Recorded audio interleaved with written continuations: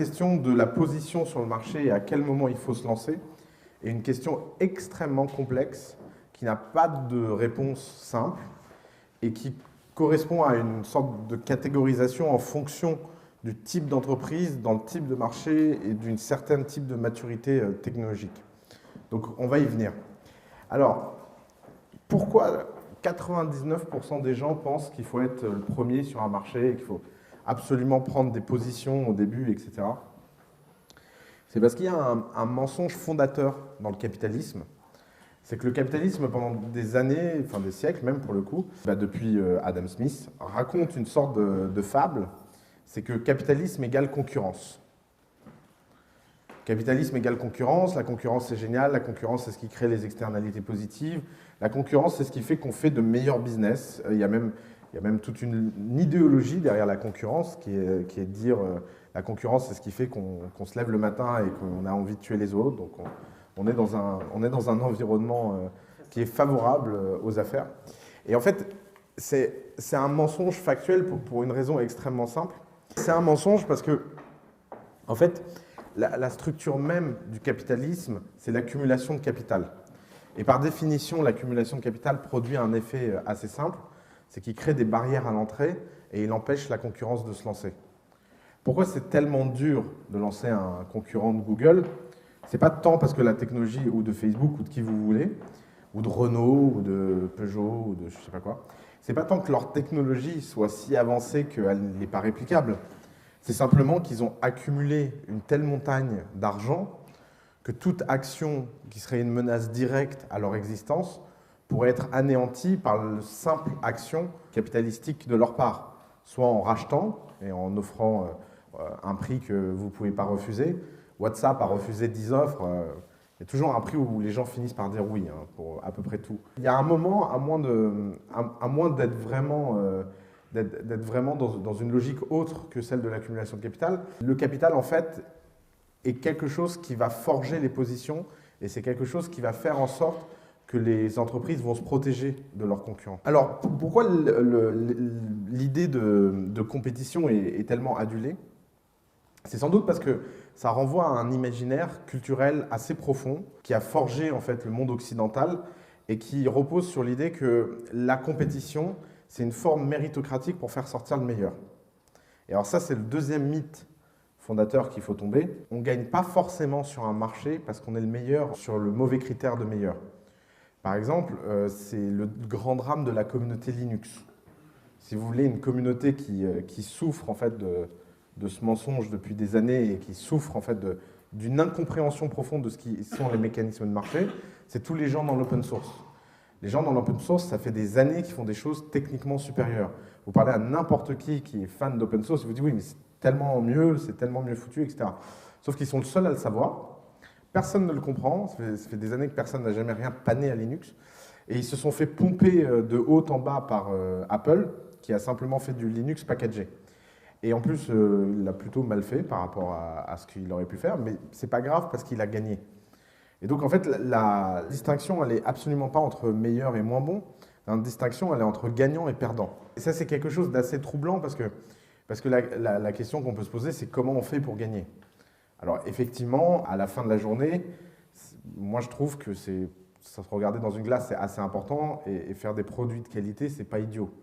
Parce que rien que pour son estime personnelle, c'est quand même pas mal de faire des trucs bien plutôt que de la merde. Le problème, c'est que c'est complètement décorrélé, cette question, de est-ce que je vais gagner ou pas. Et c'est ça, en fait, qui est très très dur à appréhender, qui prend des années, qui prend en général plusieurs échecs avec des startups, et que même certains n'appréhendent jamais. Enfin, vous êtes dans le pays traumatisé de ça. Il y a une interview de Steve Jobs des années 80 sur France 2, où Steve Jobs est interrogé au journal de 20 heures, parce qu'il vient ouvrir un centre de R&D en France. Et la nana lui dit alors, est-ce que la France peut produire une Silicon Valley? On est dans les années 80, les gars. Et il dit oui, oui, et puis quoi encore? Enfin, non. Pourquoi? Parce que vous avez des technos super, mais vous n'avez aucun business guy. Le constat n'a pas changé. En France, ça fait des années qu'on produit des technologies incroyables. Ça fait des années qu'on a des labos extraordinaires. Ça fait des années qu'on fait des choses fabuleuses. Et ça fait des années que personne ne comprend où tout ça mène et personne n'a jamais réussi à transformer ça en business. Et pourquoi? Parce qu'on ne veut pas admettre, en fait, des réalités de marché assez simples. Il y a une distinction, vous savez, je dis toujours, il faut distinguer l'utile et l'agréable. J'aime bien les distinctions parce que ça permet mentalement de faire passer des tests aux idées et aux actions. Quand vous faites quelque chose, vous posez la question de est-ce que c'est utile ou est-ce que c'est agréable? C'est une bonne façon de savoir si ça vaut le coup ou pas de le faire. Il y a une deuxième distinction que j'aime beaucoup, c'est est-ce que c'est difficile vs est-ce que ça a de la valeur? Et ça, c'est une question que les gens ne se posent pas très souvent, parce qu'on estime très souvent que ce qui est difficile a en soi de la valeur. Pourtant, cette valeur peut être extrêmement floue, elle peut être illusoire, elle peut ne pas correspondre en fait à la moindre réalité. Je vais vous donner un exemple. Qui connaît ici les Rhodes Scholarships? C'est un truc très connu aux États-Unis, mais pas beaucoup en France. Okay. Les Rhodes Scholarships, c'est une bourse aux États-Unis qui permet aux meilleurs étudiants américains de pouvoir venir étudier au Oxford Cambridge. C'est une bourse extrêmement dure à obtenir. Il y a très peu de postes, c'est une compétition extrêmement difficile. Et il y a une blague sur tous les gens qui ont une Rhodes Scholarship, ils avaient un futur brillant au passé. 80% des gens qui ont obtenu cette bourse n'ont jamais rien fait de leur vie. Mais pour un que tu me citeras, des illustres inconnus de la Rhodes Scholarship, il y en a plein. Pourquoi? Parce que en fait, la valeur perçue de la Rhodes Scholarship dans notre monde contemporain est extrêmement faible. Quand vous êtes dans le milieu académique et que vous êtes dans ce circuit, les profs, l'entourage, le système fait tout pour vous amener à cet ultime but incroyable qui est d'obtenir cette bourse. Mais le monde dehors, bah déjà, regardez-vous ici qui connaît cette bourse. C'est déjà assez flagrant de sa valeur réelle. Et la deuxième chose, c'est qu'aucun recruteur du monde n'en a juste rien à faire en fait. C'est dramatique, à part quelques recruteurs de la côte Est qui connaissent parce qu'ils l'ont fait eux-mêmes. Résultat, ça vous fait rentrer dans un cercle. Et donc, difficile vs de valeur, ça s'applique aussi aux startups. Parce que beaucoup d'entrepreneurs tombent dans le piège d'attaquer des marchés extrêmement difficiles, qui de toute évidence sont très durs d'accès, et qui en plus n'ont aucune valeur, et c'est plutôt évident. Et en fait, la valeur réelle de ces marchés est perçue comme importante sous prétexte qu'ils sont difficiles d'accès. Mais il y a des marchés extrêmement simples d'accès qui ont beaucoup de valeur. Qui a vu Wolf of Wall Street? Superbe, vous avez des super goûts cinématographiques. C'est un test de crédibilité en fait.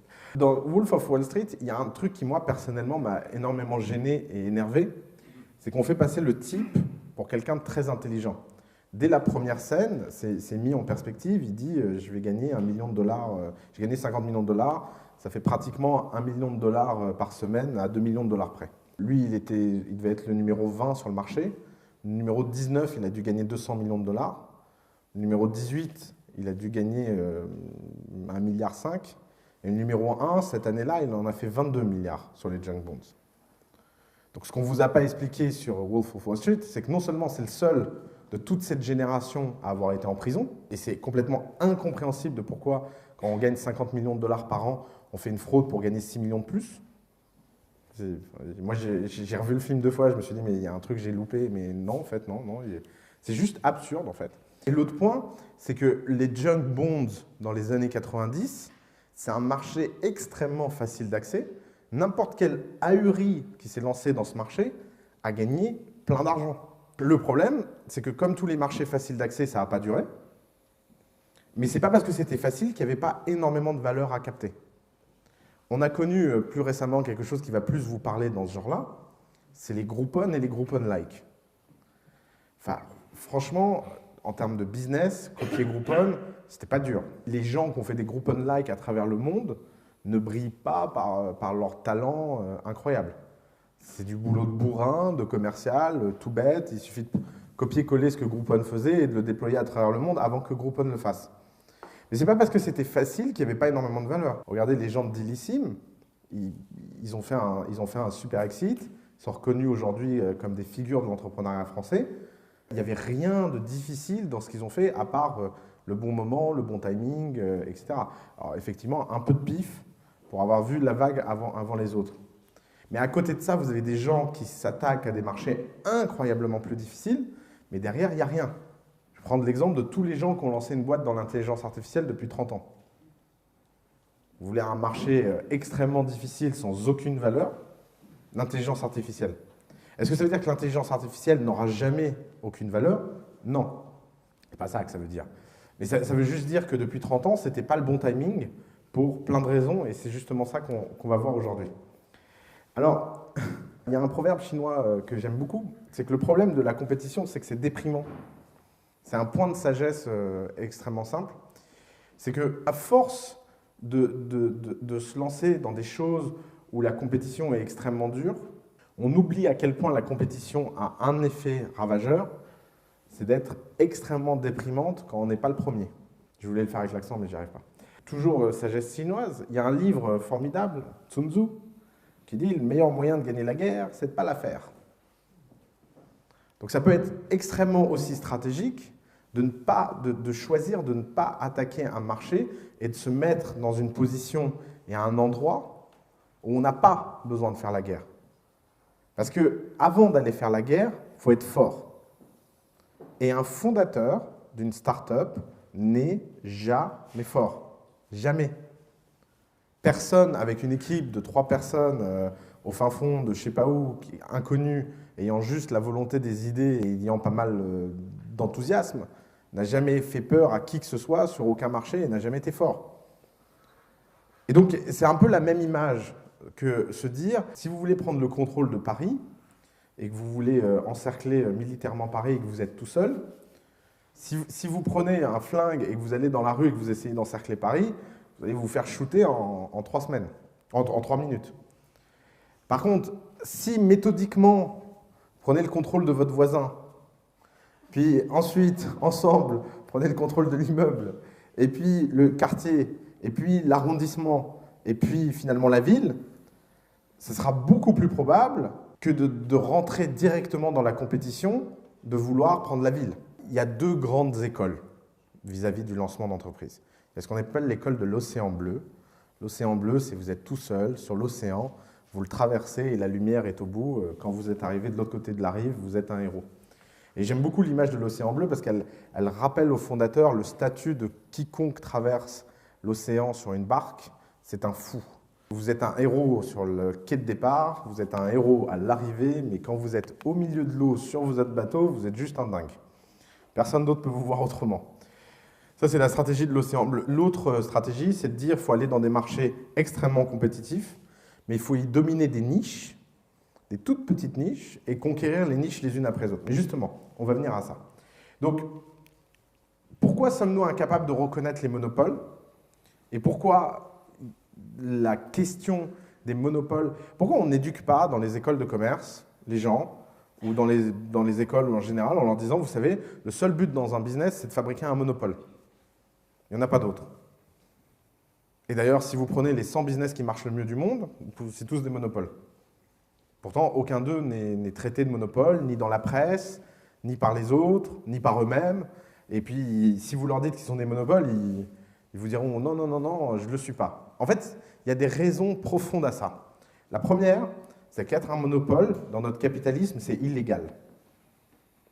C'est illégal. Aux États-Unis, il y a un truc qui s'appelle le DOJ, Department of Justice, qui a une seule mission économique, qui est de casser les monopoles. En France, vous avez les autorités de la concurrence. À Bruxelles, vous avez l'autorité de la concurrence. Donc, personne ne peut éduquer qui que ce soit à la fabrication de monopoles, puisqu'il reconnaîtrait par lui-même qu'il est en train de faire quelque chose d'illégal. Alors, pour la petite info, je pense que c'est le truc illégal qui est le moins définissable du monde. C'est ça qui est assez marrant, c'est que c'est un peu comme dans Dr House, everybody lies. Alors, qu'est-ce qui ment? D'abord, les marchés mentent. C'est très, très, très dur de définir un marché. On l'a vu la semaine dernière, c'est dur d'évaluer la taille d'un marché, mais alors le définir, c'est encore plus dur.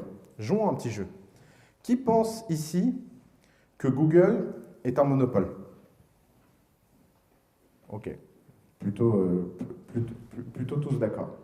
Pourtant, Google n'est sous aucune procédure, quelle qu'elle soit, de mise à l'épreuve à cause de son monopole. Qu'est-ce que vous voyez que ni les autorités de la concurrence bruxelloises ne voient, ni les autorités de la concurrence française, ni le Department of Justice américain. Pourquoi, pour personne dans cette salle, ça paraîtrait absurde de dire que Google est autre chose qu'un monopole, et que pour ces gens-là, ce n'est pas un monopole? Pour une raison tout simple, c'est qu'ils mentent tous sur leur market share. Prenons le cas de Google. Si Google est un moteur de recherche, et si vous le définissez comme un moteur de recherche, sa part de marché est de 68%. Alors il y a un indice économique qui s'appelle Herfindahl-Hirschman, qui est un indice qui permet de calculer si une société est en situation de monopole ou pas. Cet index établit que toute société qui a 0,25 au carré est un monopole. Alors, je ne vais pas vous montrer comment on fait le calcul, mais Google est à 0,88 sur le marché des moteurs de recherche. Donc, c'est même plus un monopole à ce stade-là, vous êtes en DELFCON 5, c'est attaque nucléaire. Alors, ce que Google répond à ça, c'est « mais non, on n'est pas une société de moteur de recherche, on est une société de pub. Le moteur de recherche, il est gratuit. Là où on gagne notre vie, c'est dans la pub. Et dans la pub, figurez-vous qu'on n'a que 4% du marché mondial. On est un nain, on est tout petit. » Et d'ailleurs, il y a cette phrase d'Eric Schmidt qui est géniale. « The Internet is incredibly competitive and new forms of accessing information are being utilized every day. » Sous-entendu, alors non seulement, on est tout petit, vous imaginez, seulement 4%, donnez-moi une pièce, mais en plus, on n'est pas à l'abri de perdre ces 4% s'il y a un type au fin fond de Palo Alto. Et il a même sorti cette comparaison assez géniale, c'est qu'en fait, on n'est pas très différent de la pizzeria à Palo Alto. On est plus gros que la pizzeria à Palo Alto, mais on a exactement la même solidité que la pizzeria à Palo Alto. C'est-à-dire qu'on peut mourir du jour au lendemain. Alors, prenons les chiffres. Aujourd'hui, Apple a 98 milliards en cash. Alors, je ne crois pas qu'ils sont à jour, mais bon. Ils produisent à peu près 30 nouveaux milliards par an. Microsoft a 52 milliards de cash. Google a 45 milliards de cash. Amazon a 10 milliards de cash. Maintenant, prenons leur gross margin. C'est assez fascinant, l'écart qu'il peut y avoir entre les startups et ce qu'on apprend dans les business schools. Dans une business school, on apprend qu'un gross margin raisonnable, c'est aux alentours de 10% pour une société bien gérée, 20% dans les cas exceptionnels. Vous prenez les grosses margins de Apple, aux alentours de 40, elles sont passées à 50 cette année, il faudrait que je mette à jour ce slide. Google, on est autour de 65, Microsoft autour de 75 et Amazon autour de 14. Alors grosse margin, c'est la marge brute, c'est la différence entre les coûts de production, ce que ça coûte de fabriquer quelque chose, et le prix de vente.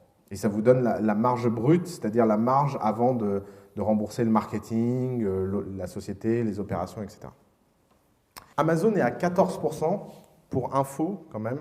Carrefour, qui est quand même un équivalent d'Amazon, est aux alentours de 1,5 et c'est le leader en grosse margin du secteur. 14, 1. Qu'est-ce qu'on lit partout dans la presse? Amazon, c'est les types, ils ne veulent pas faire de profit. Franchement, nous, on essaye de surtout pas faire de marge. Ils font 7 fois plus de marge que le leader mondial de l'efficacité logistique. Pourquoi? Parce qu'ils sont en monopole. Dans quelle situation vous pouvez obtenir des résultats comme ça? C'est quand les gens n'ont pas le choix. C'est la différence entre posséder un café au milieu d'une rue piétonne entouré d'autres cafés cool et posséder le seul café de l'aéroport Charles de Gaulle. Le seul café de l'aéroport Charles de Gaulle, je ne vous parle pas de ses marges. Son café est dégueulasse, ses croissants sont immangeables, mais de toute façon, les gens n'ont pas le choix. Donc de toute façon, il vend tout ce qu'il achète et plus que sa capacité. Pourquoi? Parce que, encore une fois, il a réussi à créer un monopole.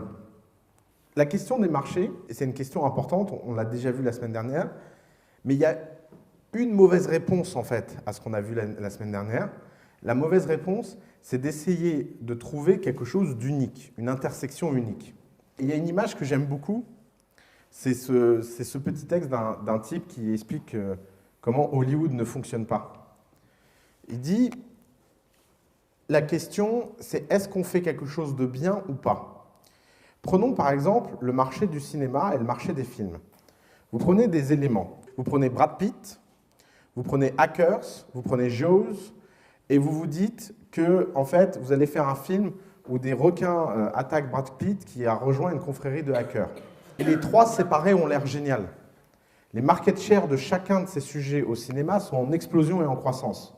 Est-ce que vous pensez qu'en combinant les trois, vous allez faire une boîte incroyable? Enfin, un film incroyable. Combien de startups prennent Brad Pitt, un requin et un hacker et les mettent ensemble en disant « ouais, personne n'y a jamais pensé ». Alors évidemment, ce n'est pas Brad Pitt, des requins et tout ça, mais ils prennent, je vais faire le Google, du lavage automatique de voitures, le tout divisé par Airbnb du service. Et pourquoi? Parce que c'est une façon extrêmement artificielle de fabriquer un marché.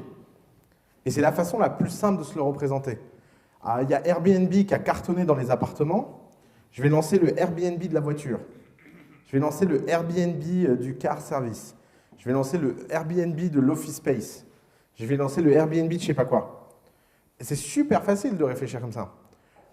Est-ce que ça veut dire qu'il n'y a personne qui va lancer un Airbnb de quelque chose qui va être aussi successful que Airbnb? Non.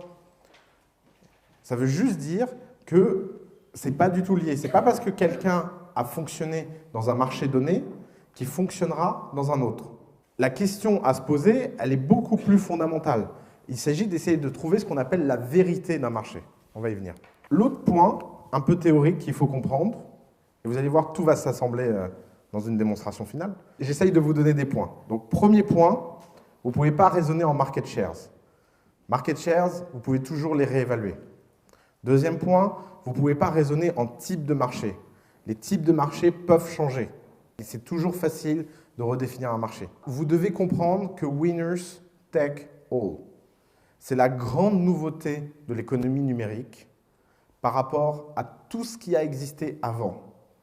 C'est qu'aujourd'hui, les gens qui gagnent sont capables de scaler dans le monde entier et que c'est très, très, très dur d'avoir des résistances locales.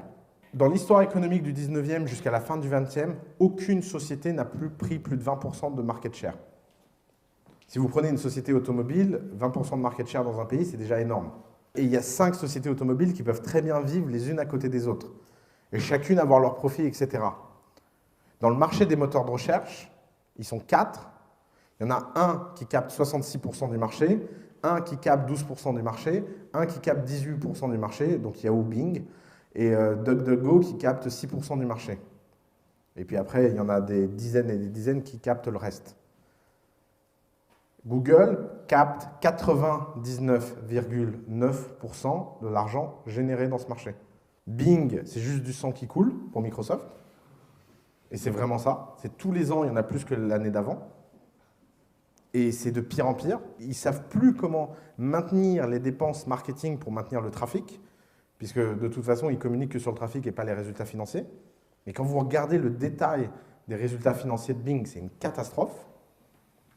Ils ne savent plus quoi faire.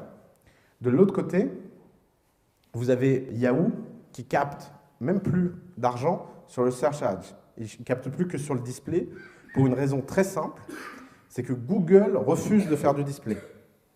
Et je pense que moi, si j'étais patron de Yahoo, je ferais un cauchemar récurrent qui serait, je me réveillerais et Brin et Page ont changé d'attitude et ils trouvent que 37 milliards par trimestre, ça ne suffit pas parce qu'ils veulent s'acheter une planète. Et donc, ils ont décidé de se lancer dans le display. Je peux vous dire, ce jour-là, vous avez une entreprise qui, comme ça, d'un claquement de doigts, disparaît. Mais disparaît de la carte. C'est que Yahoo a une position dominante sur le display ads en ligne pour la simple raison que Google n'en veut pas. Il y a deux types de ads. Il y a le text ads, qui sont les pubs que tu vois sur Google. Donc, c'est que du texte, tu n'as pas le droit de mettre d'image. Display ads, c'est les trucs qui flashent là et qui mettent des images et des vidéos et qui peuvent te prendre toute la page et qui peuvent popper, tourner. Yahoo aujourd'hui a la plus grosse part de marché sur le display ads sur Internet de très loin. Parce que même sur les autres sites qui ont du display ads, en fait, c'est les régies de Yahoo qui les vendent. Troisième point théorique à comprendre, pour comprendre ce qui se joue quand vous réfléchissez à quand est-ce que c'est le bon moment de se lancer ou pas, parce que c'est une question que vous vous posez tous, c'est qu'il faut comprendre que le gagnant prend tout, et quand il prend tout, c'est fini pour un moment. Prenons les cas et les histoires des boîtes que vous pensez connaître, mais en fait, je pense que vous avez beaucoup de fiction par rapport à leur histoire réelle. Prenons le cas de Amazon. Amazon, ça s'appelle Amazon parce que l'Amazon, c'est la plus grande diversité d'espèces vivantes au monde. Et pourquoi ils ont pris ce nom? Parce qu'ils voulaient tous les livres de la planète. Amazon, c'est l'histoire d'un libraire en ligne. Ce n'est pas l'histoire d'un e-commerçant, ce n'est pas l'histoire d'un retailer, c'est l'histoire de quelqu'un qui s'est dit, moi, je vais faire deux choses. Je vais, un, disrupter le marché de la librairie en l'amenant en ligne, et deux, je vais offrir par cette centralisation une diversité et une précision qu'aucune boutique physique ne pourra jamais offrir. Parce que j'aurai de A à Z tous les livres de la planète. C'est pour ça que leur logo, c'est un A qui va jusqu'au Z. C'est vraiment un focus orienté sur les livres. Comment Amazon est passé d'être un libraire en ligne à être le magasin pour tout ce qui s'achète? Alors, je ne sais pas si c'est le cas en France, mais par exemple, aux États-Unis, même l'électroménager s'achète sur Amazon. Enfin, oui, et maintenant, ils se lancent avec Amazon Fresh sur la nourriture, effectivement. Donc, comment ils sont passés de l'un à l'autre? Ils sont passés de l'un à l'autre parce qu'ils ont généré un monopole à chaque fois qu'ils ont conquis un marché. Et c'est ça, en fait, que vous avez beaucoup de mal à appréhender avec ces histoires de niches. Parce qu'on vous dit, il faut commencer dans des niches, conquérir des niches, et passer de niche en niche pour être de plus en plus gros. Résultat, chez 90% des entrepreneurs, ça donne comme histoire, je vais lancer ma boutique de livres, je vais faire, allez, 0,1% du marché des livres dans un pays, et quand je vais faire 0,1% du marché des livres, je vais dire, ah, bon, ça y est, les livres, ça tourne, je vais me lancer dans l'électroménager. Et puis je vais me lancer après dans je sais pas quoi, dans la nourriture, ou les jouets pour enfants, ou les DVD, ou les ordinateurs. Pourquoi ça ne fonctionne pas? Parce qu'en fait, vous ne voyez pas la structuration économique sous-jacente à la conquête. C'est que la structuration économique sous-jacente à la conquête, c'est qu'à chaque fois que ces entreprises-là ont conquis une niche, elles l'ont conquis de façon tellement dominante, elles ont pu se permettre de générer des marges comme personne n'en avait jamais généré, et elles ont donc pu s'offrir avec énormément de luxe l'injection de ces marges dans la boîte d'après.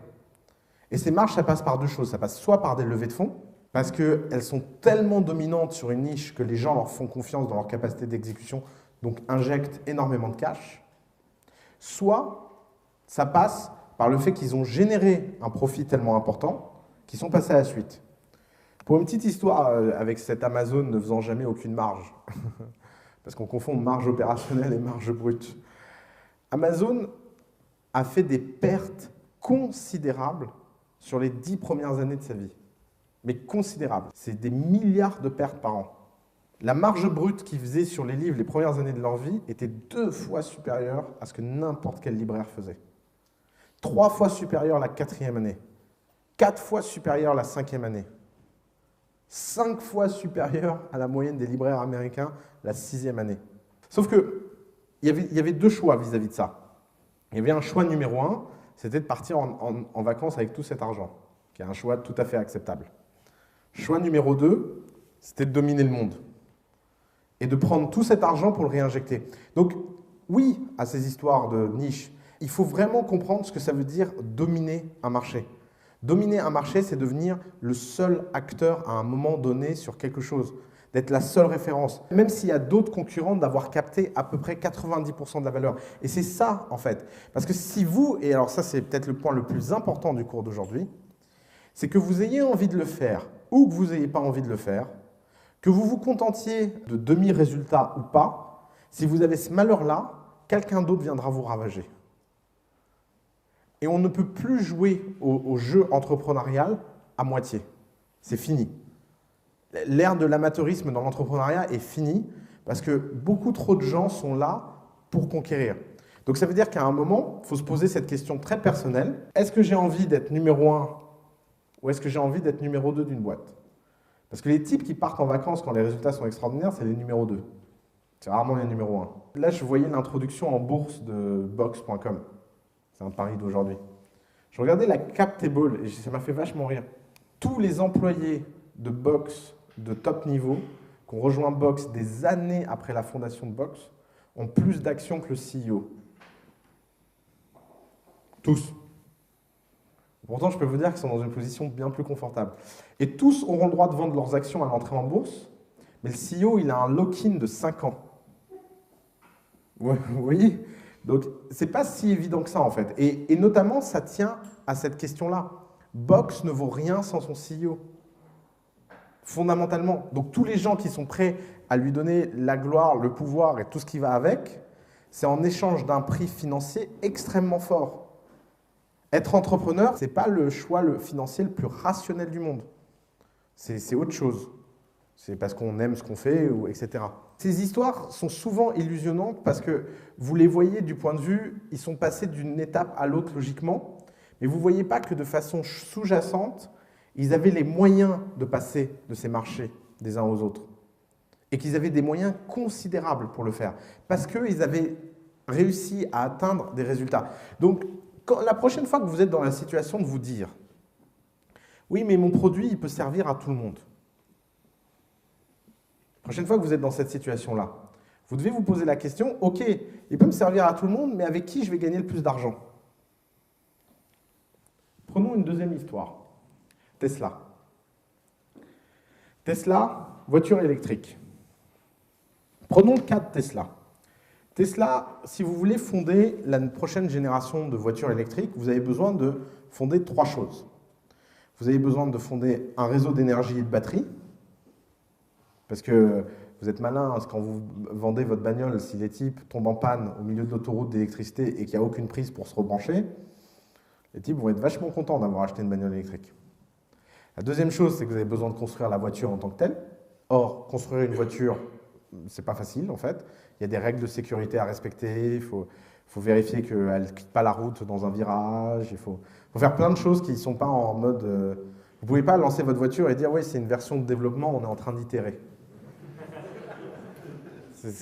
Personne ne l'admet ça, donc c'est un peu compliqué. La troisième chose que vous devez faire, c'est qu'en plus, vous devez maîtriser la fabrication et l'approvisionnement, qui est un concept très très différent du concept de mise au point.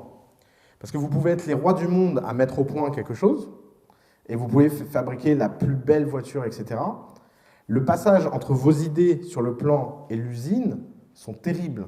Toute personne qui un jour a fabriqué un objet peut vous le dire. Sur le papier, ça marche vachement bien, puis là, d'un seul coup, vous vous rendez compte que le boulon ne rentre pas, que de toute façon, l'usine n'en a rien à foutre, que les mecs, ils ont dit oui, ce sera livré sans aucun défaut, puis en fait, vous vous retrouvez avec 100 000... Regardez General Motors, vous avez vu ce matin 850 000 voitures rappelées. On parle d'une entreprise qui a, quoi, 100 ans, 120 ans d'expérience dans l'automobile. Comment 5 millions de voitures. Mais ils vont refaire faillite. Tiens, rajoutez ce pari. Est-ce que General Motors va faire faillite? Non, mais c'est pas possible. Ouais, bon, d'accord. Tesla. Comment vous construisez Tesla? Il y a la mauvaise approche. La mauvaise approche, c'est de se rendre compte qu'il y a besoin de 15 milliards de capital et d'aller essayer de convaincre les gens de mettre 15 milliards. Il y a la bonne approche. La bonne approche, c'est segmenter son marché et aller dominer une niche extrêmement faible, mais extrêmement rentable. Je fabrique une Ferrari électrique que je vends à tous les bobos écologistes de la vallée. Je n'essaye même pas d'en vendre une en dehors de la vallée. Je me dis qu'ils sont suffisamment nombreux dans cette région du monde pour m'acheter ma bagnole qui, de toute façon, quitte la route dès qu'elle dépasse la vitesse. Mais ils n'en ont rien à faire parce qu'eux, ils ont l'habitude des prototypes. Et donc, je la vends 3 fois le prix d'une voiture de même catégorie, à même performance, et tout le monde s'en fiche parce que c'est la première, et tout le monde paye le prix pour être dans la première. Et donc, une fois que j'ai dominé ce segment de marché et que j'ai généré plus de 95% de marge opérationnelle, j'utilise cet argent pour le leverager, c'est-à-dire faire un effet de levier, et aller emprunter de l'argent à des banques en leur disant « Regardez, vous avez vu tout le bénéfice que j'ai fait avec tant de voitures, vous allez me donner tant d'argent, je vais pouvoir fabriquer tant de voitures, et après, ce sera bon. » Et donc, vous voyez la grande différence d'argumentation. Il aurait pu se dire « Je vais aller essayer de convaincre les gens. » Non, il a d'abord vendu à un tout petit groupe une bagnole que tous les spécialistes de l'automobile qui connaissent quelque chose l'ont moqué. Moi qui ne connais rien, j'ai jamais compris pourquoi c'était tellement rigolo, mais quand vous lisiez la presse spécialisée sur la Tesla Série S, les gens disaient « mais enfin, c'est une blague cette voiture. Qui achète un truc pareil à 350 000 $? Et bien en fait, si, il y a plein de gens, parce que ce qu'ils achètent, c'est le projet. Ce qu'ils achètent, c'est l'ambition. Ce qu'ils achètent, c'est la vision. Et pourquoi? Parce qu'il a été dominé un tout petit groupe. Il y a un document très fascinant que vous pouvez aller lire. C'est sur la naissance des mouvements religieux. Il y a plein d'études qui ont été publiées là-dessus et il y a un livre fascinant qui s'appelle La Bible dévoilée, qui a été écrit par 2 universitaires israélites sur les origines en fait, de la Bible, etc. Il y a un paragraphe fascinant, c'est qu'ils disent que dans toute l'histoire de l'époque, toutes les religions qui ont perduré jusqu'à maintenant sont des religions qui ont concerné des tout petits groupes de personnes. Toutes les religions qui ont été imposées par la force à des vastes groupes, dès que la force a disparu, parce que la force disparaît toujours, elles ont péri. Et on s'en souvient plus d'elles. Les cultes pharaons, dès qu'il n'y avait plus de pharaons, ils sont passés à la trappe extrêmement rapidement. Pourquoi? Pour une raison très simple, c'est que c'est la même chose que quand vous lancez une entreprise. Une entreprise qui se lance par du marketing a beaucoup moins de chances de réussir sur le long terme qu'une entreprise qui se lance simplement par l'enthousiasme des utilisateurs. Et comment ça vient l'enthousiasme des utilisateurs? Ça vient quand on a l'impression de fabriquer quelque chose dans un tout petit groupe. La démonstration que je suis en train d'essayer de vous faire, c'est que ces histoires, quand on vous dit qu'il faut démarrer dans des niches avant de machin, il faut le prendre au sens littéral et strict. Quand vous êtes peu de fondateurs, vous devez faire des choses extrêmement peu ambitieuses. C'est comme mon histoire tout à l'heure de la ville, etc. Si vous voulez conquérir une ville, il faut d'abord avoir une armée. Et c'est exactement la même chose avec une entreprise. Si vous voulez faire quelque chose de grand, il faut avoir une armée. Et la seule façon d'avoir une armée, c'est de réussir à toute petite échelle. Si vous voulez ouvrir une franchise dominante dans la restauration, ça vous paraîtra évident qu'il faut d'abord ouvrir un restaurant. Alors, qu'est-ce qui se passe pour passer de cette évidence à ce que 99% des startups font? Le grand avantage du virtuel, c'est qu'on peut être partout, mais c'est en fait son plus grand inconvénient. Parce que comme on peut être partout, on commence à faire des choses n'importe comment. Donc encore, si vous êtes dans le business physique, ça vous paraîtra assez étonnant parce que vous aurez une limite capitalistique. Vous saurez très bien que vous ne pouvez pas ouvrir machin. Mais en fait, sur le web, c'est la même chose. Vous ne pouvez pas ouvrir votre restaurant dans toutes les rues et toutes les villes à la fois, même si vous en avez la capacité logistique, puisqu'il n'y a pas de contrainte à le faire. Pourtant, c'est impossible. Vous êtes obligé de commencer dans un petit marché. La démarche qui marche toujours, c'est de réussir à dominer un tout petit marché. Et alors, je parle beaucoup de domination ce matin, mais c'est vraiment le concept important du jour, c'est qu'il faut absolument comprendre que si vous n'arrivez pas à bâtir des positions dominantes dans un marché, qu'est-ce qui est le mieux? Avoir 1% d'un marché d'1 million de personnes ou 100% d'un marché de 100 personnes? Faites le calcul. Si vous faites le calcul, vous vous direz qu'1% d'un marché d'1 million, c'est mieux. Pourtant, il vaut mieux avoir 100% d'un marché de 100 personnes.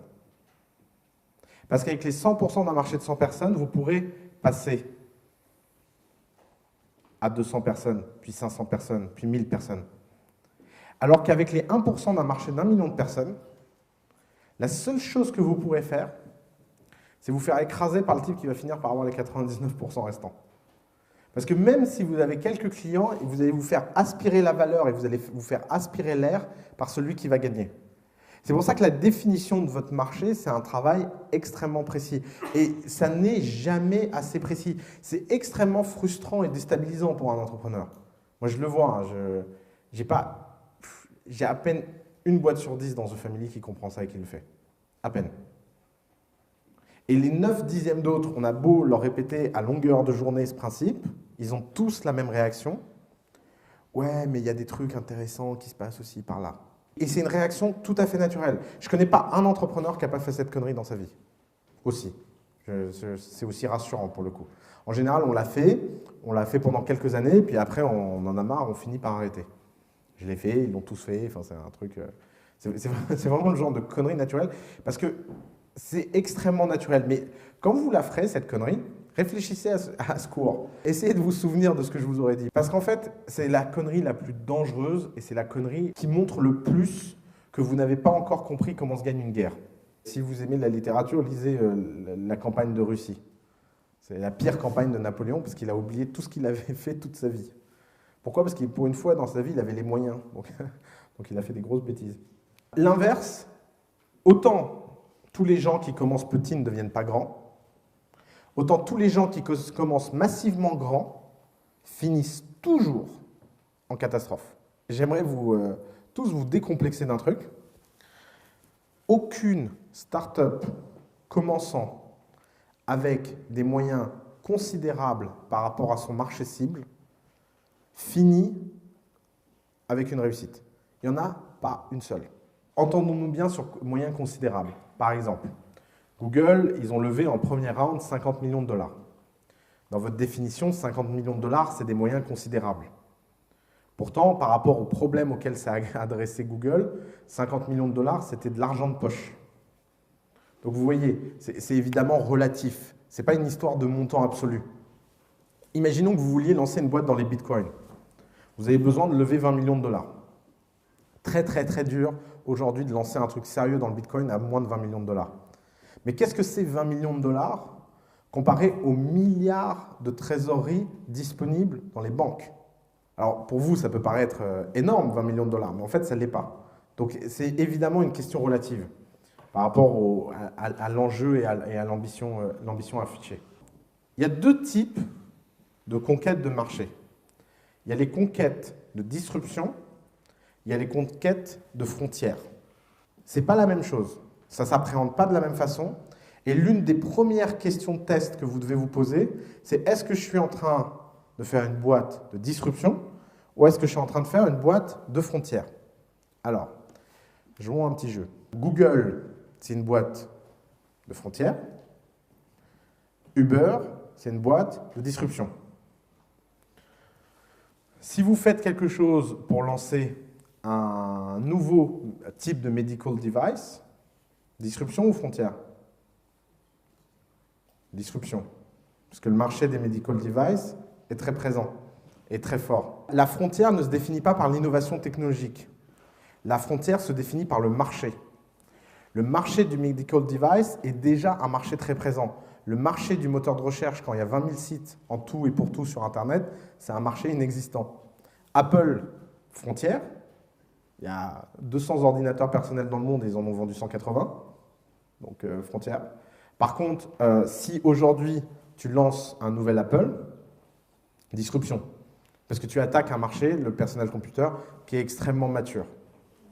Le marché est toujours plus important que la techno, toujours plus important que l'équipe, toujours plus important que ce que vous faites.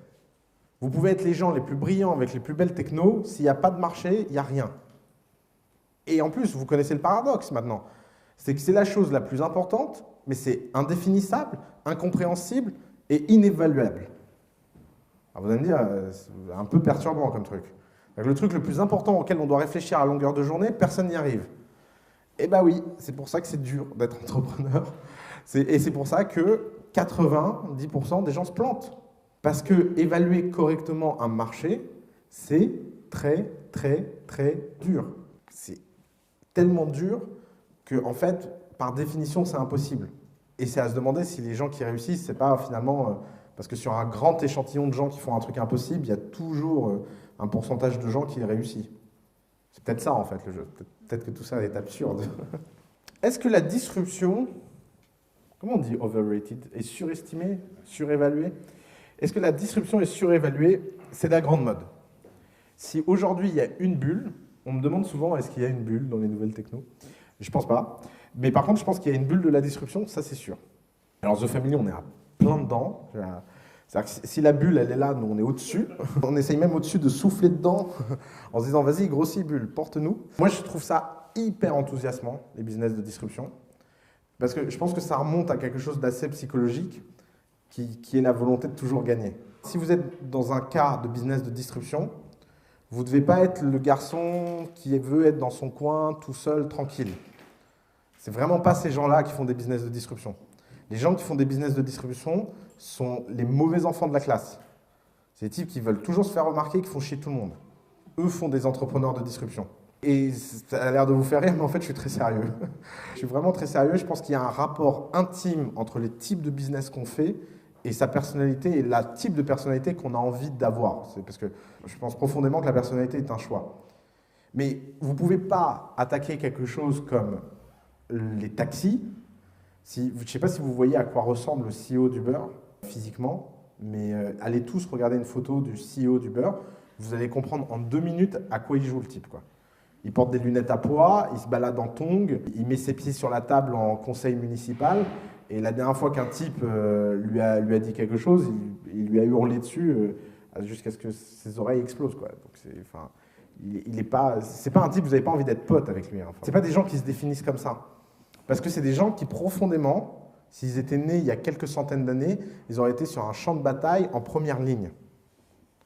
Et c'est évident qu'ils ont ce genre de gènes extrêmement belliqueux et extrêmement forts. C'est tous des descendants de Dux Bellorum, pour le coup. Et c'est une volonté qui repose sur le fait qu'on va terrasser un ennemi et que pour terrasser cet ennemi, il va falloir trouver des tactiques, et des tactiques malignes. Faire Uber, c'est comme faire la Révolution américaine. Si vous avez en face de vous une armée organisée, rangée, incroyablement puissante, financée par la première puissance industrielle du monde, et face à ça, vous avez une bande de tocards avec des lance-pierres et des cailloux, quoi. Et vous dites, non, mais c'est pas grave, on va gagner quand même. Parce qu'on se bat pour la liberté.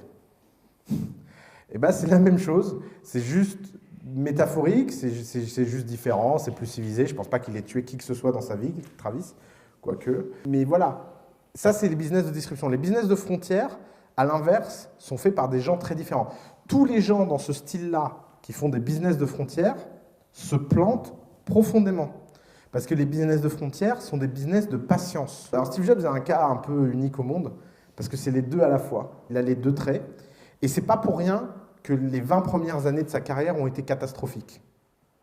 Un élément qu'on ne rappelle pas assez souvent sur Steve Jobs, c'est qu'il a fallu attendre qu'il ait 45 ans pour commencer une carrière à peu près convenable. Parce que Apple version 1, il n'a pas été viré pour rien. Souvent, on le présente comme victime et tout. Moi, je me suis souvent posé la question, qu'est-ce que je fais si je suis le type qui doit gérer un psychopathe dans son genre, qui produit aucun résultat? Imaginez, vous fondez une boîte qui fonctionne bien, qui est Apple 1, qui gagne plein de cash. Le type dit, ouais, on va dépenser 3 fois ce qu'on gagne pour faire Apple 2, et puis on va le dépenser par la fenêtre en fête et en louant des maisons sur les îles, parce que ça suscite la créativité. Là, vous dites, ouais, ah bon? Non, mais c'est pas mal notre business là. Non, non, tu vas voir, c'est génial. Et pourquoi? Parce qu'en fait, c'était une volonté de Dux Bellorum sur un marché qui n'était pas prêt. Vous pouvez avoir ce genre d'attitude quand vous vendez 500 millions de devices par an. Vous ne pouvez pas avoir ce genre d'attitude quand vous vendez 10 000 devices par an. Parce que les business de frontières sont des business de patience. Les business de frontières, c'est des business où vous vivez le futur au présent, donc ça veut dire qu'il faut savoir attendre que le futur arrive. Vous connaissez le test du marshmallow? C'est un test que vous pouvez faire, d'ailleurs avec vos enfants, si vous avez des enfants. Ça permet à ce qu'ils vivent leur école bien mieux. Vous prenez un marshmallow, vous le mettez dans une pièce, et vous dites à l'enfant, si tu manges le marshmallow maintenant, tu as le droit, mais tu n'en auras qu'un. Si par contre tu attends que je revienne, tu en auras 2. Il y a 2 types d'enfants. Il y a les enfants qui le mangent tout de suite, aucun remords. Et il y a les enfants qui sont capables d'attendre des heures et des heures et des heures et des heures. Et ils sont devant, et ils sont impassibles, et ils attendent. Et quand les 2 arrivent, il y en a même qui demandent, est-ce que je peux en avoir 4 si je réattends? Ça, c'est des business de frontières. Donc d'ailleurs, on pourrait sélectionner l'état. Et c'est une idée, Alice as the Family. On va mettre une pièce avec des marshmallows et on va sélectionner les types. Mais Zuckerberg, c'est un business de frontières. C'est quand même un type qui en est à son 50e attente.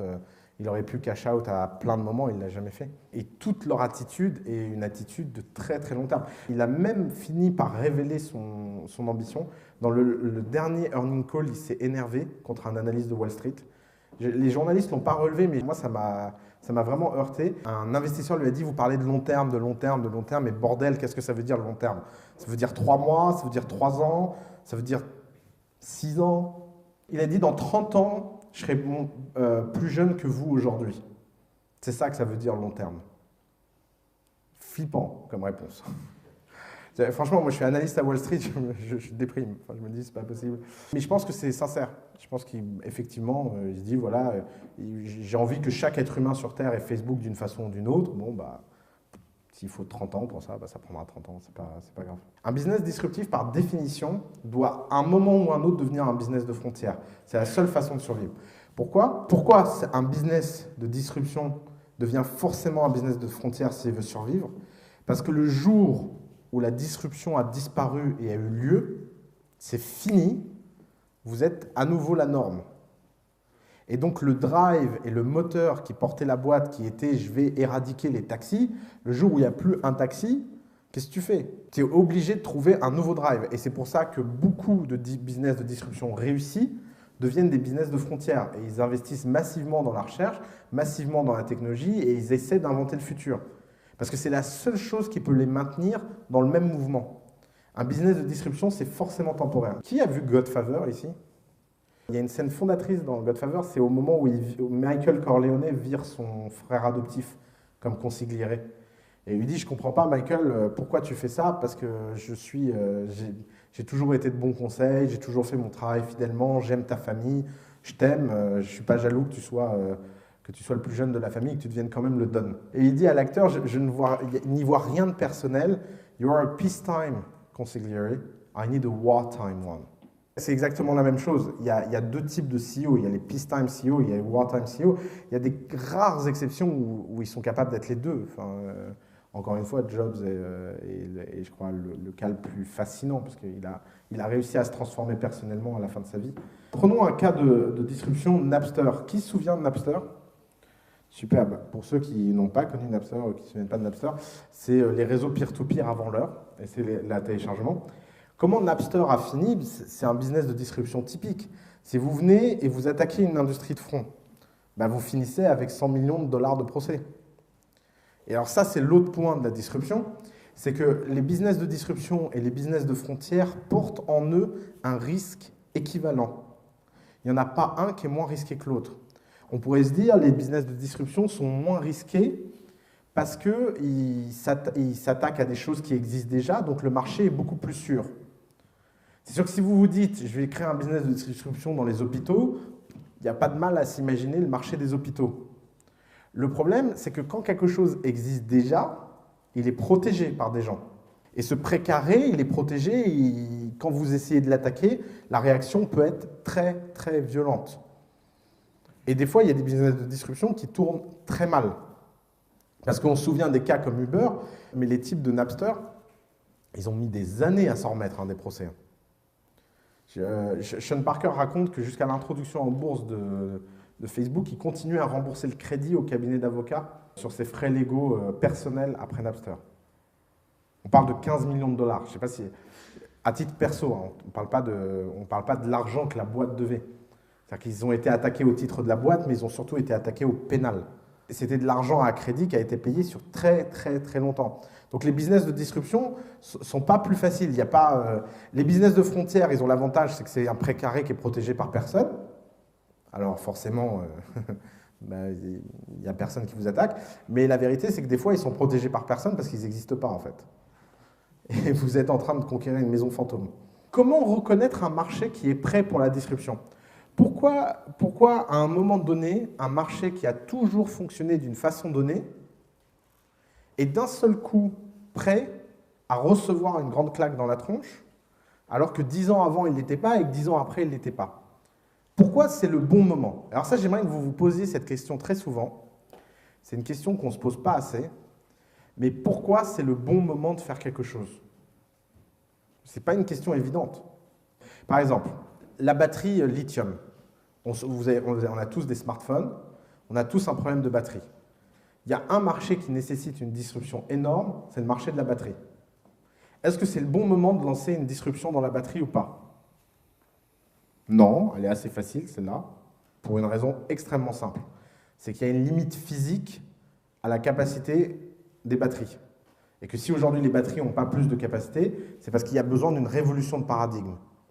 Donc soit vous possédez la révolution de paradigme et donc vous êtes un business de frontière, parce que vous inventez une nouvelle catégorie de batterie, soit il n'y a rien à faire en termes de disruption, parce que le marché il est déjà dominé, il y a déjà un gagnant qui a pris 95% du marché, Samsung, et de toute façon il n'y a strictement rien à faire.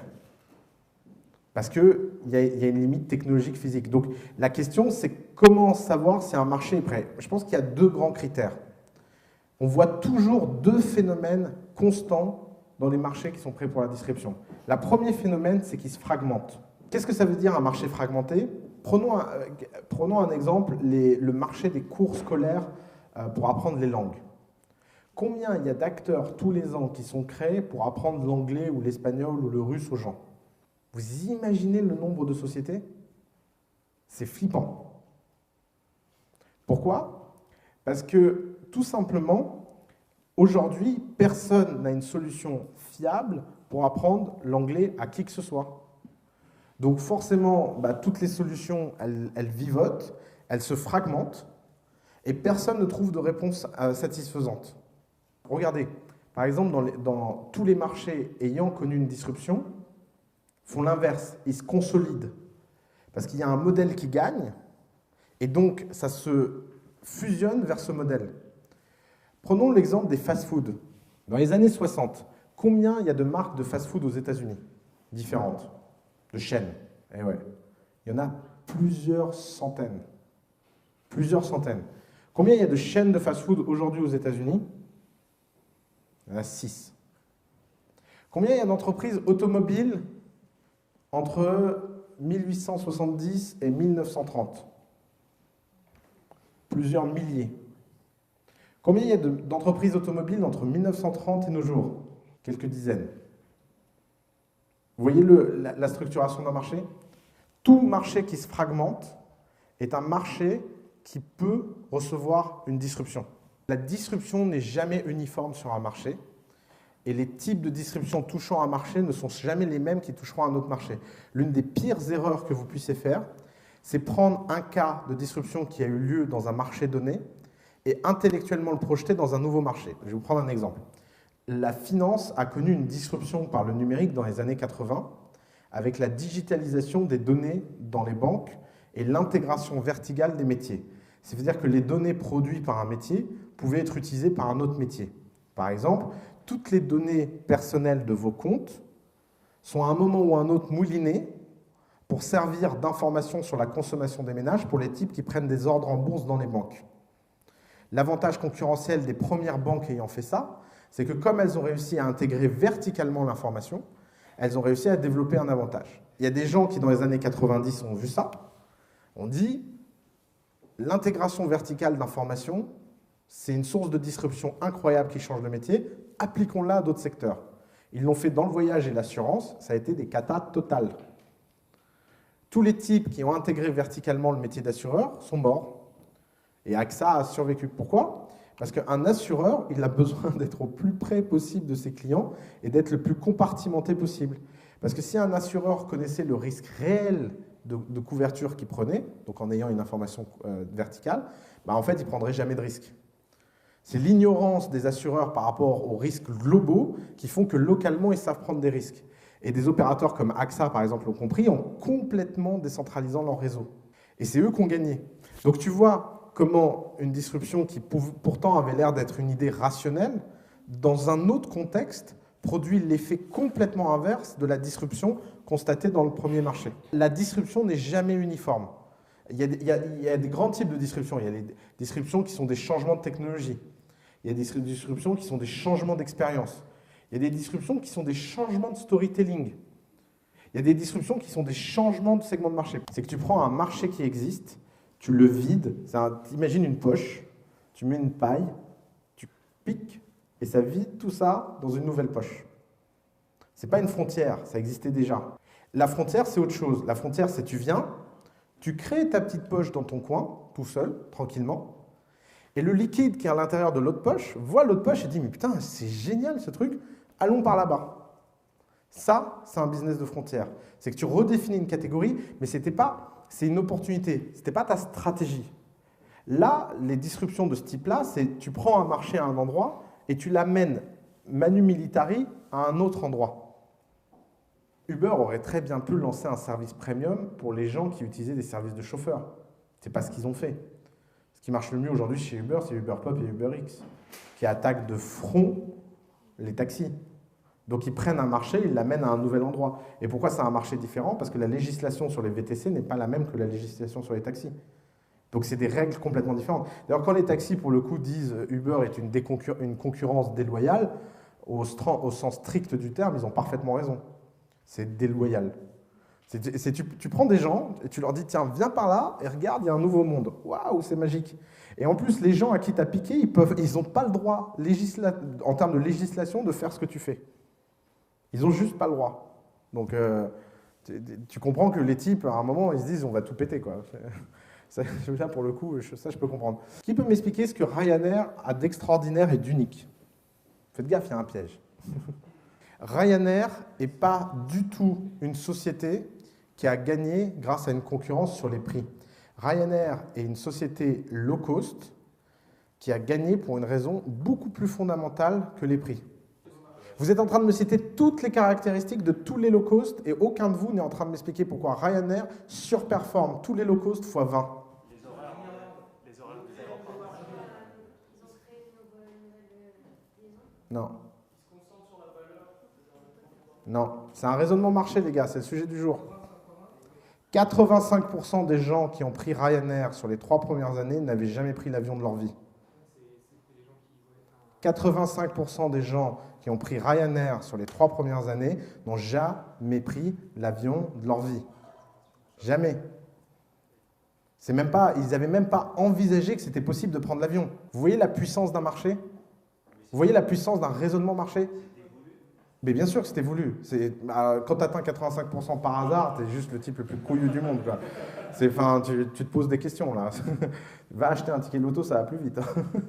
Non, évidemment que c'était voulu. C'est même, pour moi, Ryanair est le plus beau coup industriel sur les 20 dernières années pour cette raison. Parce qu'ils ont prouvé quelque chose qui paraissait complètement impossible dans le marché de l'aviation. C'était que ces gens-là voulaient aussi des vacances et étaient prêts à prendre des lignes. Et toutes les raisons que vous m'avez citées sont des conséquences à cette volonté de conquête marché. Elles ne sont pas des causes. Pourquoi ouvrir des nouvelles liaisons? Je ne sais plus qui a dit des nouvelles liaisons. Pourquoi ouvrir des nouvelles liaisons? Parce que ces gens-là veulent aller dans des endroits moins chers que les sites touristiques les plus demandés. Pourquoi aller les capter directement en province? Parce que majoritairement, ces gens-là sont plus en province qu'à Paris. Etc., etc., etc. C'est la définition d'un segment de marché pertinent dans lequel ils sont devenus dominants qui a fait le succès de Ryanair. C'est absolument pas une histoire débile de prix où il suffisait juste de faire une compagnie moins chère. Parce que de toute façon, la clientèle qui aurait pu payer les prix moins chers n'aurait jamais été dans des aéroports de province, n'aurait jamais pris des avions de ce type-là, etc., etc. Aujourd'hui, le low cost est devenu une disruption de l'ensemble de l'industrie d'aviation. C'est un phénomène a posteriori. C'est parce que maintenant, on est dans la situation où c'est incroyable. On a passé des années à voir ces avions décoller et atterrir sans avoir d'accident, que les gens qui ont souvent pris l'avion sur des compagnies réelles ont commencé à le prendre sur ces compagnies-là. Mais tous les gens qui étaient la clientèle d'affaires, la clientèle régulière, etc., de l'aviation, ne se sentaient absolument pas concernés par le low cost. Mais ce n'était pas une question de prix. Ce n'était pas comme si un type se disait « Ouais, bah moi je suis super content de payer 10 fois le prix pour faire un Paris-Londres ». C'est pas ça le point. Le point, c'est que j'ai pas envie d'aller dans un aéroport qui est super loin, j'ai pas envie de machin, etc. 96, 99, je crois. Ou 92, 95. L'un ou l'autre, je sais jamais. Non, 96, 99. Parce qu'en 99, ils ont vendu. Enfin, les fondateurs ont vendu. Citez-moi des boîtes et vous dites en même temps si vous pensez que disruption aux frontières et je vous dis si vous avez raison ou pas. Donc, gagner, Airbnb, disruption. Comment? À disruption. Attends, juste là-bas. Ah oui, Compte Nickel, c'est le nouveau compte. C'est ça qui vient de se lancer dans les bureaux de tabac. Compte Nickel, c'est un truc... Ouais, alors là, dans le genre coup magistral, ça se pose là. Vous prenez 3 tendances. Première tendance, de plus en plus de gens dans ce pays sont interdits bancaires. Il faut le savoir, c'est une réalité. Il y a de plus en plus de gens qui sont interdits bancaires. Déjà parce qu'il y a de plus en plus d'entrepreneurs et qu'en général, l'entrepreneur, à un moment ou à un autre, on finit interdit bancaire dans sa vie. Ça, forcément. Et aussi pour d'autres raisons liées à la crise économique, etc. Donc, première tendance de marché. Je vais vous faire le raisonnement simplement du point de vue marché, parce qu'après, on verra le raisonnement d'un point de vue fonctionnel. Mais voyons-le d'un point de vue marché. Donc, vous avez cette première tendance. Deuxième tendance, vous avez les bureaux de tabac qui ont leurs revenus qui s'écroulent de façon structurelle, de semaine en semaine, et personne ne sait quoi faire pour les sauver. Troisième caractéristique marché, figurez-vous que les tabacs sont assermentés. Je ne sais pas si vous le savez, mais les tabacs ont une prérogative super bizarre, c'est que c'est des agents fiscaux assermentés qui ont le droit de collecter de l'impôt pour le service de l'État, les fameux timbres fiscaux qu'on achète dans les tabacs. Donc vous avez un type qui prend ces trois caractéristiques de marché. Comment? Pourquoi deux types? Ah oui, deux types, ouais, je ne sais pas qui l'a fait en fait. Donc imaginons un, mais deux alors. Vous avez deux types, c'est mieux d'être deux d'ailleurs. Donc vous avez deux types qui prennent ces trois caractéristiques et qui se disent on va lancer un compte qui s'ouvre en bureau de tabac en 3 minutes avec une carte prépayée et qui permet à n'importe qui d'accéder au compte et de donner un revenu au tabac et donc d'avoir un réseau de distribution à notre bot parce qu'il est tellement désespéré qu'il cherche n'importe quelle source de relais de revenus. Il y a 10 ans, le marché n'était pas prêt pour la distribution. Il y a 10 ans, si vous aviez dit à un tabac, tu veux gagner des centimes en gérant de l'argent et en t'emmerdant à gérer les flux de tous ces mecs qui viennent ouvrir, te montrer la pièce d'identité, etc., il aurait dit, et puis quoi encore? Aujourd'hui, vous allez voir le même type, vous lui dites, salut, tu veux te faire chier pour gérer des comptes en banque pour des interdits bancaires? Il dit, oui, s'il te plaît. Vous voyez l'impact d'un marché. Le marché est plus fort que tout. Et d'ailleurs, c'est une opportunité pour cette paupérisation. Je peux dire, c'est un compte extrêmement peu cher. Tu offres à des gens qui n'avaient pas et ça change tout. C'est un enfer de ne pas avoir de carte bleue de nos jours. C'est un enfer. J'ai vécu 1 an sans carte bleue. Les nouvelles frontières sont différentes. Alors, qu'est-ce que ça veut dire liquide? Il y a deux types de marchés. Il y a les marchés solides et il y a les marchés liquides.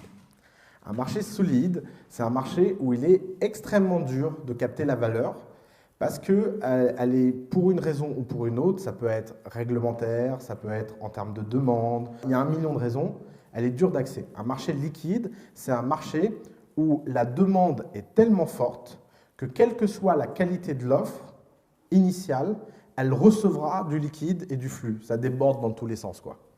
Alors, prenons encore un exemple. Les taxis sont un marché liquide parce que toute personne qui a cherché un samedi soir un taxi à 1 h du matin sait à quel point la demande est forte. Le cas de compte nickel est un cas de marché liquide énorme parce que vous avez une fragmentation. Donc d'un côté, le nombre de comptes est en explosion, mais de l'autre, vous avez énormément de gens demandeurs et en plus, vous avez des gens qui n'y ont pas le droit parce que les banques ne veulent pas gérer ce genre de clients. Donc vous prenez un sous-segment de marché. Moi, je n'exclus pas que cette histoire de compte nickel, là, devienne une forme dominante de bancarisation si les mecs se démerdent bien en termes de marketing. D'ailleurs, ils ont fait une erreur fondamentale, c'est d'appeler ça compte nickel. Je leur conseillerais de changer de nom, parce que ça fait trop pauvre, et que les pauvres n'ont pas envie d'entendre qu'ils sont pauvres, déjà. C'est une caractéristique première de toute personne. Et il y avait une opportunité à sortir du réseau bancaire énorme en utilisant le réseau des bureaux de tabac. Je ne sais pas combien il y a de bureaux de tabac en France, mais vous imaginez, si vous voulez ouvrir le nombre d'agences bancaires qu'il y a en bureau de tabac, vous imaginez le capital nécessaire. C'est délirant. Là, ils avaient cette opportunité unique et ils l'ont transformé en un truc... Alors, ça, c'est un point important. Ce n'est pas parce que vous visez une niche qu'il faut limiter votre histoire. Par exemple, Amazon, ils ne se sont pas appelés librairie de tous les livres dans le monde.com. Ils sont appelés Amazon. Et en plus, ce qui est génial, c'est que le jour où leur marché est passé de la niche des livres à tout, ils ont dit, bah, vous voyez, l'Amazon, c'est l'endroit au monde avec la plus grande biodiversité, donc on vend tout. Vous voyez, comme une histoire de marque peut s'écrire de niche en niche. Ce n'est pas parce que vous avez une stratégie à très court terme de conquête d'un premier point que vous n'avez pas une vision de très long terme de votre objectif. Les nouvelles frontières sont très différentes aujourd'hui. Parce qu'aujourd'hui, elles sont majoritairement technologiques. Il n'y a plus grand-chose, je me trompe peut-être, mais il n'y a plus grand-chose en termes de frontières de services. À peu près tous les types de services ont été explorés, etc. Donc, si vous vous lancez dans des business de services, c'est forcément des business de disruption et des business d'innovation. La caractéristique de toutes les startups de frontières, c'est qu'au moment où elles commencent, leur marché est ridiculement petit. Microsoft, il lance un système d'exploitation alors qu'il n'y a pas d'ordinateur. Google, il lance un moteur de recherche alors qu'il n'y a pas de site internet à chercher. Facebook, il lance un réseau social alors que fondamentalement, donc c'est un business de distribution d'ailleurs Facebook. La nature des sociétés peut être très hybride en fonction des marchés. Il y a des frontières, il y a des distributions. Des fois, il y a même des business de frontières et de distribution à la fois. C'est un cas extrêmement spécifique, mais l'iPhone en est un, parce qu'il y a un hardware de distribution et il y a un software de frontières. Premier App Store. Cette distinction est évidemment très simple quand vous créez une boîte. Elle est beaucoup plus compliquée 10 ans plus tard quand la boîte vit. Parce que ça devient tout de suite beaucoup plus complexe et hybride.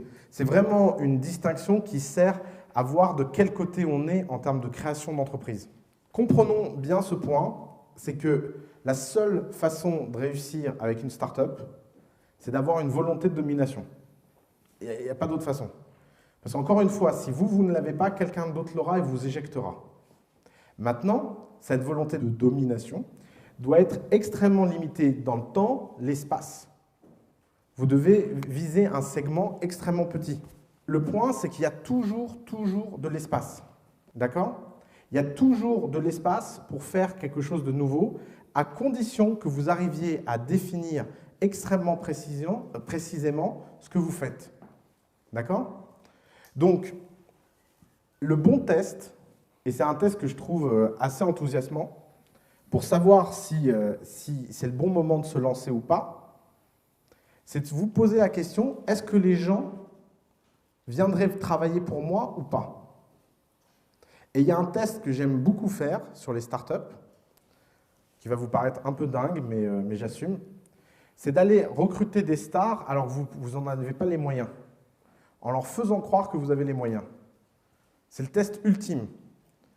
Trop souvent, les gens vont voir d'autres gens en leur demandant leur avis sur les startups. Bonjour monsieur, vous êtes très important, vous êtes un expert reconnu. Est-ce que vous pouvez me dire ce que vous en pensez? Alors évidemment, comme 90% des gens sont sympathiques, ils vont vous dire ah ben oui, c'est pas mal, bon en fait, machin. Et puis en fait, ça sert à rien. Par contre, il y a quelque chose qui peut servir à quelque chose, c'est d'aller voir quelqu'un et lui dire est-ce que tu veux travailler pour moi? S'il vous dit non, ça veut dire qu'en fait, il ne croit pas assez à votre idée pour quitter. Est-ce que ça veut dire que votre idée vaut rien? Non. Mais ça vous montre la distance de résistance par rapport à votre idée. Quand je dis reluctance, je parle toujours de la reluctance du commun des mortels. À un moment donné, tu as dans une industrie donnée des gens qui sont un peu plus visionnaires que d'autres. Et si tout le monde trouve que ton idée est pourrie sans exception, tu n'arriveras jamais à rien bâtir. Je ne suis pas en train de te dire d'aller recruter le type au coin. Je parle vraiment d'aller recruter des stars. Vous lancez un truc dans la finance, téléphonez à Larry Summer pour le recruter. Mais sérieusement, faites-le. Déjà, il sera surpris que vous vouliez l'embaucher. Il n'ira jamais s'imaginer que vous n'ayez pas les moyens de l'embaucher, ou il vous prendra pour un doudingue. Mais en plus, la discussion que vous aurez sera la discussion la plus honnête que vous pourrez avoir. Parce que vous soyez dans un business de disruption ou dans un business de frontières, le test du recrutement, c'est le test ultime. Un business ne vit que parce que les gens qui sont dedans travaillent bien plus qu'ils ne devraient. C'est ce qui fait qu'un business devient extraordinaire. Donc la question, c'est est-ce que vous arrivez autour d'une vision donnée à mobiliser des gens qui auraient pu faire tout autre chose? Est-ce que vous arrivez à mobiliser des gens qui sont bien plus doués que vous? Peter Thiel dit, la meilleure façon de savoir comment investir dans une startup, c'est de regarder les 20 premiers recrutements. Est-ce qu'ils ont été difficiles ou pas? Est-ce qu'ils ont été faciles ou pas? Est-ce qu'ils ont amené des gens qui étaient bien au-dessus de l'état donné de la boîte? Regardez le nombre de boîtes qui sont associées à des gens qui disent le jour où la boîte marche, j'arrêterai ce que je fais et je passerai à ça. La vérité, c'est que si vous croyez profondément à une société donnée, vous allez faire le switch. Facebook a commencé comme un business de disruption, disrupter MySpace, etc. Et aujourd'hui, il est devenu un business de frontières parce qu'il se lance dans Oculus. Il se lance, ouais, exactement. Qui a vu l'acquisition d'Oculus par Facebook? Ouais. Oculus, c'est le système de réalité virtuelle. Vous mettez un casque et vous êtes projeté dans un monde. Ça, c'est typiquement un business de frontières. C'est pas un business de disruption. Le marché de la réalité virtuelle n'existe pas. Enfin, des gens connectés aujourd'hui avec un casque de réalité virtuelle, je crois qu'ils sont quelques centaines, ou quelques milliers peut-être. Ils sont pas beaucoup. D'ailleurs, ils sont très vocaux sur cette acquisition. Ça, c'est un autre sujet. C'est pas parce qu'un business de frontière ne se définit pas par la techno que la majorité des business de frontière ne sont pas des business de techno. C'est plus subtil que ça. La réciproque n'est pas vraie, en fait. Tout business de techno n'est pas un business de frontière, mais beaucoup de business de frontière sont des business de techno.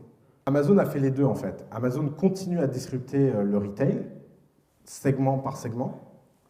Et maintenant, par-dessus ça, il rajoute des questions de business de frontière pour créer des nouveaux marchés. Amazon Studio, Amazon Web Service, c'était un business de frontière il n'y a pas si longtemps, etc., etc. Donc, encore une fois, les sociétés matures sont souvent, surtout les sociétés matures réussies, sont souvent des business hybrides. Le cloud, c'était de la frontière parce qu'il n'y avait pas de marché du cloud.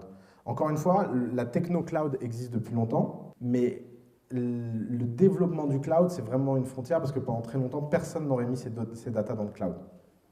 Et c'est cette réussite qu'ils ont réussi à faire. C'est la seule chose qui fait qu'une startup de disruption continue à croître. Parce que la disruption a forcément une fin. Une disruption, c'est tu définis un ennemi et tu le tues. Le jour où il est mort, ta mission, elle est finie. Donc il faut forcément que tu trouves une mission interne. Vente privée, c'est de la frontière, ouais. Exactement. Mais c'est marrant parce que vous commencez à comprendre le truc. Vente privée, c'est de la frontière parce que la nouveauté dans vente privée, c'est pas le fait, c'est pas les flash sales, c'est pas tout ça. C'est d'avoir amené une catégorie de gens à acheter d'une certaine façon. Tous les gens qui maintenant font de la vente privée font de la disruption. C'est quoi la différence entre construire dans un pays et découvrir un nouveau pays? Découvrir un nouveau pays, c'est tu pars, tu marches, et tu ne sais pas où ça s'arrête. Tu arrives sur la côte est des États-Unis, puis tu marches jusqu'au Nebraska, et puis tu te dis au Nebraska, alors ça continue pendant combien de temps? Et bien, il y a deux types de gens. Il y a les gens qui vont rester sur place et ils vont faire de la disruption. Donc ils vont prendre la terre que tu as déjà découverte et ils vont peut-être la renouveler. Donc tu avais fait une ferme et ils viennent faire un gratte-ciel, en disant la ferme ça pue, moi je veux un gratte-ciel, disruption. Et il y a les gens qui disent ah ouais mais là-bas au loin c'est incroyable, regarde il y a encore de la terre à découvrir, je vais avancer. Ça c'est de la frontière. Donc version business et version entreprise, ça donne des business qui ouvrent des marchés et des business qui redéfinissent des marchés.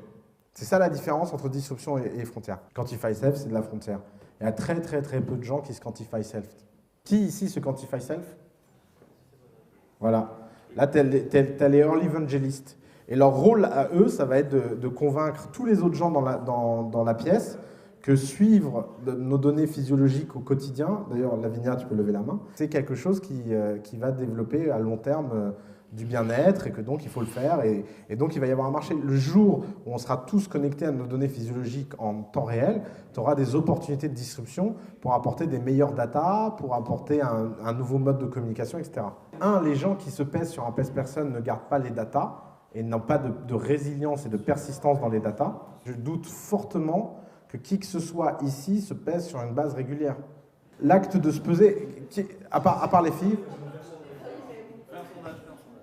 on fera un sondage. Mais le point, c'est qu'effectivement, après frontière, disruption, il y a aussi des cas qui sont flous et qui se discutent. Entre nous, le Quantify Self, c'est mal barré comme marché. C'est une frontière qui est chaude, hein. C'est pas une frontière facile. Hein. Encore une fois, la frontière, c'est pas l'existence d'une nouvelle technologie, c'est la redéfinition d'un marché.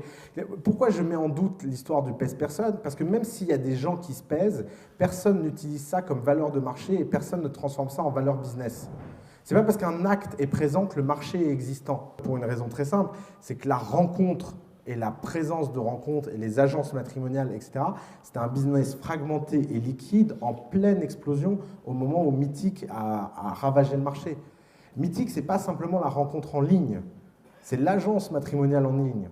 C'est beaucoup plus profond. Donc c'est pour ça que Mythic est un business de disruption. Il y a des disruptions longues, il y a des disruptions courtes. Le critère, il n'est pas là. Le critère, c'est est-ce que tu crées un nouveau marché ou est-ce que tu prends un marché existant et tu redéfinis les règles? C'est vraiment ça le critère. Tous les autres critères sont des conséquences de ce critère-là.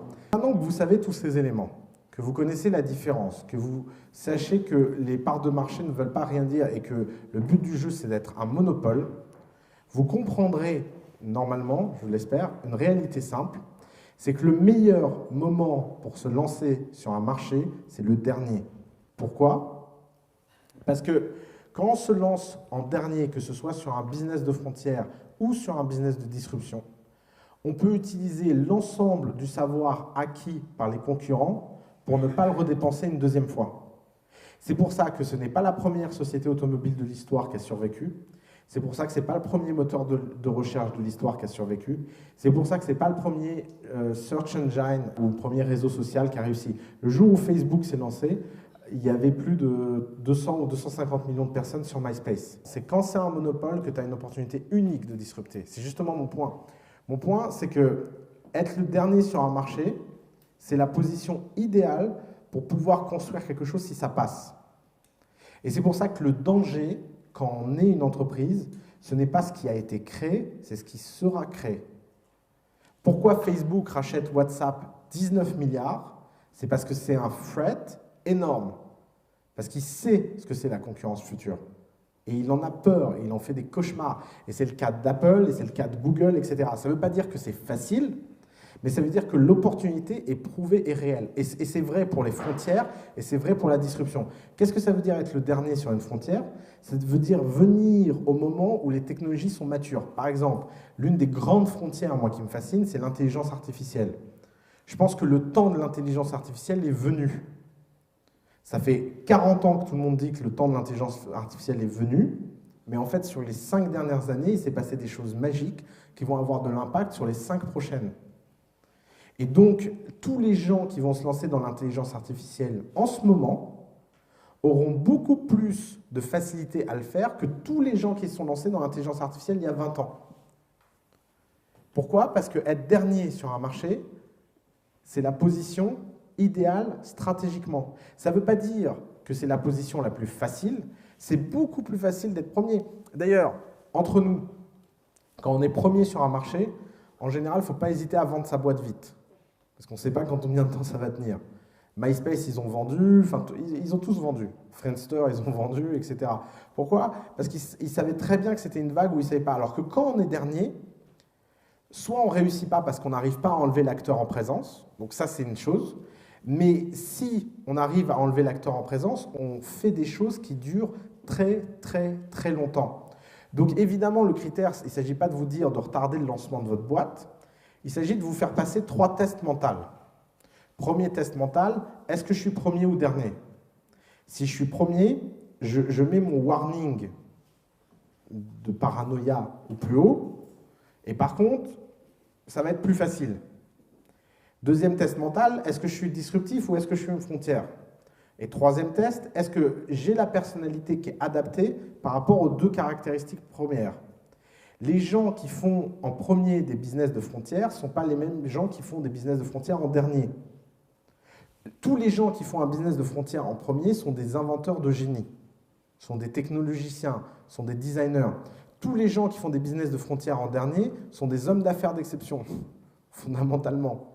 Par exemple, prenez AfroStream, un business de disruption très très très en retard. Tellement en retard qu'il est jetlagué le mec.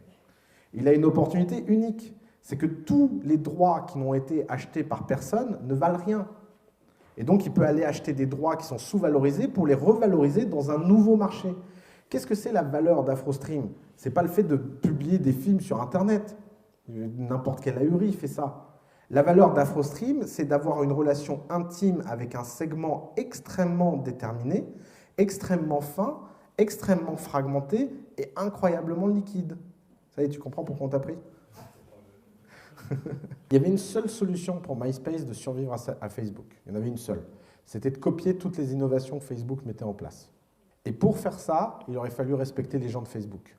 Tu ne respectes jamais des gamins de 19 ans qui balancent 50 000 $ dans une fête sur leur premier investissement de 500 000 $. Quand tu travailles chez Rupert Murdoch et que tu as un costard.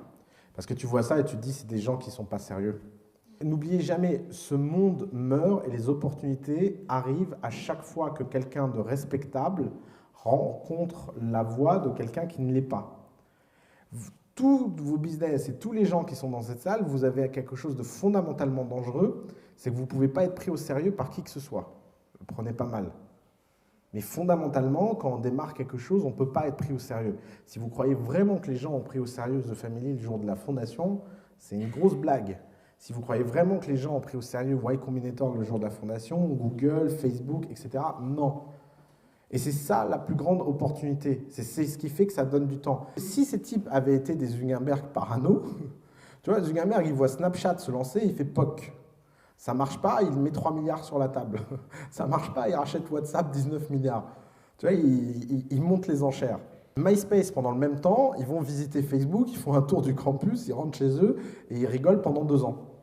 Sauf que 2 ans plus tard, bah, c'est trop tard. C'est un des points, Sun Tzu l'a dit, hein.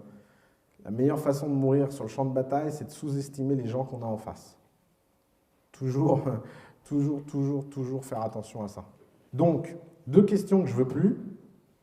Est-ce que c'est le bon moment ou pas de se lancer? Parce que par définition, il y a toujours... Et la deuxième chose, c'est, je vous avais déjà fait une démonstration sur la concurrence, d'un point de vue fonctionnel. Là, vous avez une démonstration d'un point de vue marché. La concurrence ne compte pas. La seule chose qui compte, c'est votre capacité d'exécution à délivrer quelque chose de nouveau. Et c'est pour ça qu'il faut définir très précisément la première niche que vous allez dominer. Et encore une fois, c'est une affaire de domination. Ça se joue par le fait de bâtir des résultats exceptionnels. Et il y a toujours une niche que vous pouvez attaquer. Il y a un proverbe qui dit on est toujours le roi de quelque chose, ou le président de quelque chose. C'est Jospin à l'Assemblée qui avait appelé, je ne sais plus qui, monsieur le président, et on lui avait dit oui, ben non, je ne suis pas président, moi, vous devez bien être président de quelque chose. On est tous présidents de quelque chose. Ben, c'est la même chose. Vous devez jouer au jeu de je suis leader de marché sûr. D'ailleurs, c'est un jeu auquel toutes les grandes entreprises jouent. Hein. Enfin, c'est assez marrant. Elles sont toujours leaders de marché sur quelque chose. Hein. Vous pouvez toujours redéfinir, recouper, regarder de côté, regarder de travers, regarder d'en haut. Mais en fait, autant ce jeu est fait pour des raisons marketing par les grandes entreprises, autant il doit être fait pour des raisons opérationnelles et stratégiques par des startups. Ce que j'appelle la vérité d'un marché, c'est est-ce que ce que tu offres peut rencontrer un sous-segment de ce marché de façon surenthousiaste. Et encore une fois, on parle de surenthousiasme. C'est pas grave si c'est à petite échelle, ce qui compte, c'est que les proportions de votre définition soient extrêmement importantes. Une bonne part de marché, c'est 60-70% d'un segment. Je peux vous faire un témoignage personnel. Pourquoi The Family, on est lancé à Paris sur le segment des sociétés créées en France? Parce qu'on veut être dominant sur toutes les startups d'un certain segment. Pourquoi on ne fait pas de société de services? Parce qu'on s'adresse qu'à des startups scalables. Vous imaginez le nombre de dossiers qu'on refuse à cause de bons dossiers qu'on refuse à cause de notre segmentation? Vous n'imaginez pas le nombre de gens en Europe qui apply et qu'on refuse? Vous n'imaginez pas le nombre de propositions qu'on a eues pour ouvrir des The Family à travers le monde qu'on refuse? Parce qu'un business ne se définit pas par ce que vous faites, un business se définit par tout ce que vous décidez de ne pas faire. Parce que vous pouvez tout faire. Évidemment que là, on peut aller faire les cakes et ouvrir The Family Berlin. Il y a même un type qui a mis un chèque de 500 000 € sur la table pour qu'on le fasse. On a pris le chèque et on lui a remis. Et on lui a dit « Merci beaucoup, monsieur. On se revoit dans quelques années. » Pour une raison simple, c'est que je peux vous dire une chose, c'est que si on va lancer The Family Berlin et The Family Paris en même temps, on va avoir 10% du marché dans les 2 cas, et il y a un type qui va finir par avoir 90% du marché et qui va nous ravager. Tandis que si on conquiert 90% des meilleures startups parisiennes, et françaises au sens large, qui peuvent venir à Paris du moins, si vous avez ce segment-là, vous êtes indélogeable. C'est un peu comme quand on est très très profondément ancré dans quelque chose. Pour vous arracher de terre, si les racines sont très profondes, c'est très très dur. Et à partir de ce moment-là, bah, vous pouvez envoyer du petit pollen pour remettre des racines très très profondes. C'est pas quoi cette image? On a plusieurs niches, choisissons une. Comment on développe un instinct? En faisant plein d'erreurs en utilisant son instinct.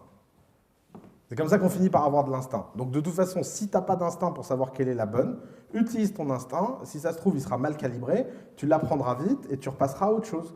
Mais c'est exactement ça, c'est pas grave.